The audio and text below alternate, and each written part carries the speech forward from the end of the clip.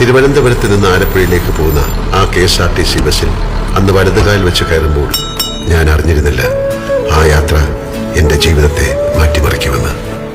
മഞ്ഞിൽ വിരിഞ്ഞ പൂക്കൾ എന്ന സിനിമയിൽ അഭിനയിക്കാനുള്ള അവസരം തേടി പോവുകയായിരുന്നു ഞാൻ.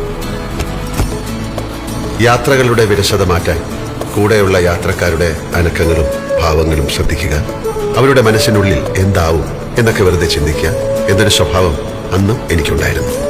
ഒരുപക്ഷെ അതായിരിക്കാം ഞാൻ അറിയാതെ പഠിച്ച അഭിനയകലയുടെ ആദ്യ പാഠം. ആലപ്പുഴ ബസ് ഡിപ്പോയിൽ ഇറങ്ങി നവോദയ സ്റ്റുഡിയോയിലേക്ക് നടക്കുമ്പോൾ ആ ആനവണ്ടിയും അതിലെ മനുഷ്യനും എനിക്ക് ആശംസ പറയുന്ന പോലെ തോന്നി. അഭിനയ പരീക്ഷ കഴിഞ്ഞ് ഞാൻ മടങ്ങിയതും പ്രിയപ്പെട്ട ആനവണ്ടിയിൽ തന്നെ. പോയ ഞാനല്ലായിരുന്നു തിരിച്ചു വന്നത്. പിന്നീടുള്ള മോഹൻലാലിന്റെ ജീവിതം എന്നേക്കാൾ നിങ്ങൾക്കറിയാം. എന്റെ ജീവിതത്തിലേക്ക് ഐശ്വര്യത്തിന്റെ ചിഹ്നം വിളിച്ചെത്തിയ ആനവണ്ടി, നിനക്ക് നന്ദി. ഇതുപോലുള്ള ശുഭയാത്രകൾ സമ്മാനിക്കാൻ മലയാളിക്കൊപ്പം KSRTC എന്നെന്നും ഉണ്ടാകട്ടെ എന്ന് ഞാൻ പ്രാർത്ഥിക്കുന്നു.